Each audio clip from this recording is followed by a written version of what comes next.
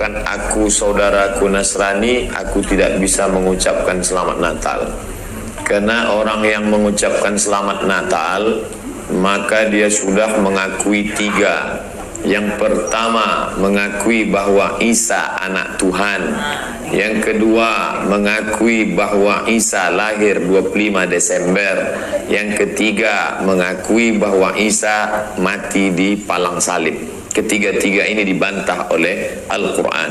Bahwa Isa anak Tuhan dibantah. Laqad kafaral ladzina qalu innallaha salisu salasa. Kafirlah orang yang mengatakan Isa Trinitas dan anak Tuhan. Tentang Nabi Isa lahir tanggal 25 Desember dibantah. Ketika Maryam memegang Isa, tidak ada makanan karena terlahir di tepian kota. Allah memerintahkan menggoncang pangkal batang pohon korma, tusakit alaiki rutaban jania, gugur buah korma yang mengkal. Buah korma mengkal ada pada musim panas bulan Juli Agustus. Ketika Isa lahir, kambing-kambing sedang digembalakan di padang rumput, sedangkan bulan 12 rumput tidak tumbuh karena tertutup salju. Maka 25 Desember bukan hari kelahiran Isa, tapi hari raya merayakan Dewa Mitra, Dewa Matahari, yang diambil oleh Kaisar Konstantin dari Konstantinopel. Lalu kemudian tentang Isa mati di palang salib dibantah Al-Quran. Wa ma qataluhu, mereka tidak membunuhnya. Wa ma salabuhu, mereka tidak menyalibnya. Walakin syubbihalahum, ada orang lain yang diserupakan wajahnya dengan Isa.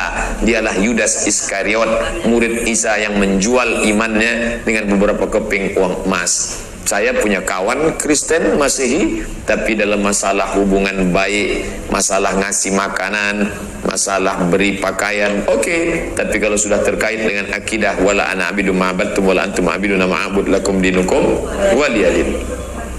Tentang masalah tahun baru, apakah 1 Januari itu bersih, tidak ada hubung kait dengan agama? Maka tidak benar. 1 Januari 2018 Masehi, seolah-olah Masehi terkait dengan Al-Masih Isa alaihissalam.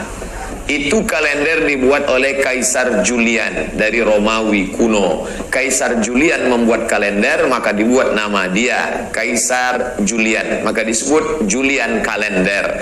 Lalu kemudian Julian kalender dibawa ke Vatikan, dirobah oleh Kaisar Raja Pendeta Paus Vatikan bernama Paus Gregorius. Maka sampai sekarang disebut dia dengan Gregorian Calendar.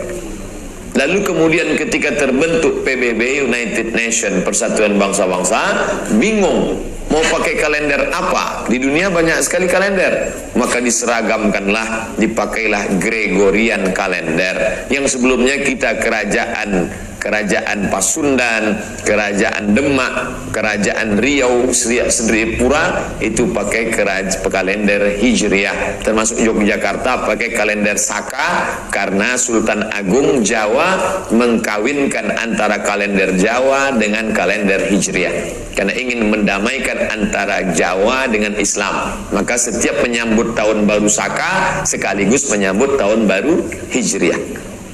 Kalender Masehi muncul belakangan, tidak tepat penisbatannya kepada Al-Masih karena Isa tidak tahu menahu tentang itu. Itu murni diambil oleh Kaisar Gregorius yang diambilnya ke Vatikan menjadi Gregorian Kalender. Jadi kita menyatakan tahun baru, betul tahun baru, tapi tahun baru Romawi. Tahun baru Romawi, jangan kaitkan kepada Isa alaihissalam, dia masih terkait.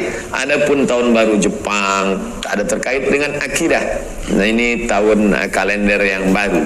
Tidak meyakini bahwa dengan kalender yang baru ini nasib berubah menjadi baru. Siapa yang asap malam itu paling banyak mengepul ke atas, maka rezekinya yang paling murah. Lalu membakar ayam sampai 2000 ekor. Nah, oleh sebab itu saya anjurkan anak-anak muda, remaja-remaja masjid, tanggal 31 malam tanggal 1 setiap masjid semuanya buat kajian, iktikaf, zikir, muhasabah supaya jangan keluyuran ke sana kemari. Hanya 2 saja. Anak-anak muda pergi ke masjid mulai jam 10, jam 11, jam 12, jam 1, jam 2 atau habis isya tidur. Saya nggak bisa tidur Pak Ustadz, biasa malam kalau nggak bisa tidur habis isya makan antimo 2, nguap tidur langsung, itu saja. Adapun nanti Ustadz malam tahun baru apakah buat muhasabah di masjid? Enggak, saya berangkat 28, 29 umroh, maka tahun baru di Madinah. Tahun lalu juga begitu, tapi tahun sebelumnya dibuat acara muhasabah. Wallahu a'lam.